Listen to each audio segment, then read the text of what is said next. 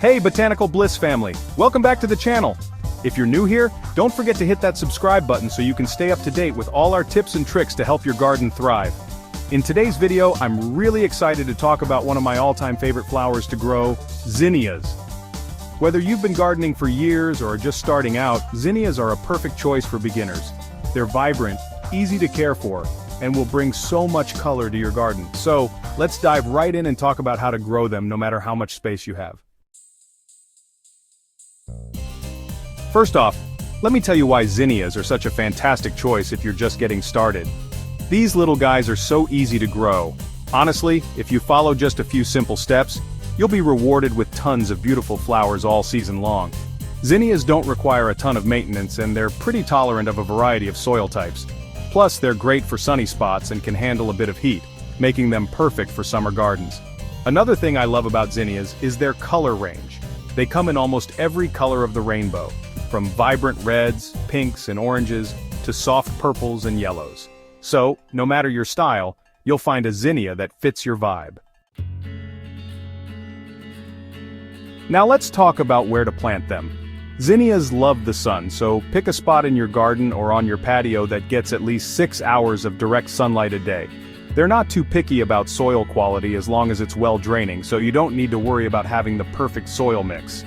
If you're planting them in a backyard garden, choose an area where water drains well. Zinnias hate having their roots sit in water, so make sure the soil isn't too soggy. Raised beds are great for this. And if you've got a small space like a balcony or patio, zinnias can also do really well in containers.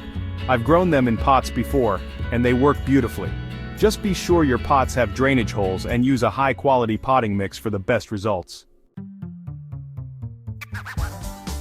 Timing is key with zinnias. These flowers are frost-sensitive, which means they don't like the cold at all. So, you'll want to wait until the danger of frost has passed in your area before planting them outside. If you're in a warmer zone, you can plant zinnia seeds directly into the garden once the soil is warm, typically in late spring. For those of you in cooler climates, you can start seeds indoors about 4 to 6 weeks before the last frost date. That way, your plants will have a head start, and you'll be able to get them into the ground once it's safe. Alright, let's talk planting. Zinnias are super easy to grow from seed, and I actually recommend starting with seeds for beginners because it's cost-effective and pretty straightforward. Planting outdoors. If you're sowing seeds directly into the garden, you don't need to overthink it. I like to make shallow furrows in the soil about 1/4 inch deep, and space the seeds around 4 to 6 inches apart. Zinnias need a little room to grow, so don't overcrowd them. Once the seeds are in the soil, just cover them with a thin layer of dirt and give them a good water. Starting indoors. If you're starting indoors, use small pots or seed trays and plant the seeds about 4 to 6 weeks before your last frost date. Keep the soil moist, but not soaked, and once your seedlings have grown big enough, you can move them outside when the weather is warm enough. I always plant a few extra seeds than I think I need, just in case a couple don't sprout or something goes wrong. That way I don't end up with gaps in my garden. Once your zinnias are up and growing, you'll find they're pretty low maintenance. One of the reasons I love them so much. But there are a few things you can do to make sure they stay happy and healthy. Watering zinnias like to be watered deeply, but not too often. I usually aim for deep watering once or twice a week, depending on how hot and dry it is. Just make sure the soil doesn't stay soggy because that can lead to root rot. A good rule of thumb is to let the top inch of soil dry out between waterings. Fertilizing. Zinnias don't require a lot of fertilizer. In fact, I usually don't fertilize them much at all unless the soil is really poor. If you do decide to fertilize, just use a balanced, all-purpose fertilizer once a month and you'll be good to go. Too much fertilizer can lead to a lot of green growth and fewer flowers, so don't overdo it. Deadheading. If you want your zinnias to keep blooming throughout the summer, make sure to deadhead the spent flowers. Basically, just snip off the old flowers to encourage the plant to produce more. You don't need to get super precise about it, just remove the faded blooms, and your zinnia will keep churning out fresh flowers. Watch out for pests. Zinnias are generally pest resistant, but sometimes you might see a few aphids or spider mites. If that happens, don't panic.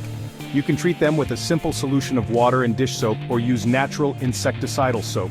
Keep the area clean by removing any fallen leaves or debris as this can attract pests. The best part of growing zinnias? The blooms. Once they start flowering, you'll be rewarded with bright, beautiful blooms that last all summer long. And don't forget, zinnias make amazing cut flowers too. I love snipping a few blooms and bringing them inside to brighten up my home. Plus, they attract pollinators like bees and butterflies, so you're helping out the environment while you enjoy the beauty. I hope this video has inspired you to add some zinnias to your garden this year. They're so easy to grow, and the payoff in vibrant color is totally worth it. Whether you have a big backyard or just a small space, zinnias can thrive just about anywhere. Remember to subscribe to our channel for more gardening tips, and if you found this video helpful, give it a thumbs up. I can't wait to see how your zinnias turn out. Happy gardening, and I'll catch you in the next one. Until next time, keep blooming and growing.